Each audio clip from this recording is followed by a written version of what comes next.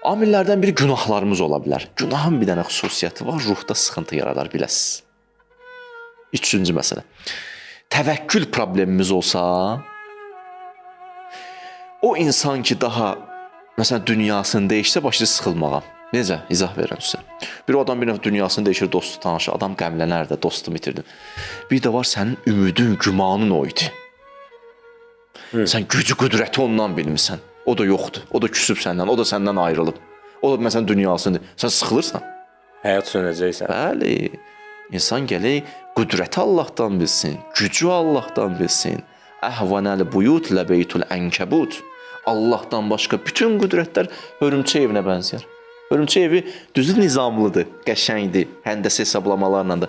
Üfürsən nə olar? Darmadağın olar. Bəli. Amma Allah deyir, liyutfiyu nurallah, istəyirlər üfürməklə Allahın nurunu söndürsünlər, günəşi üfürməklə söndürmək olar.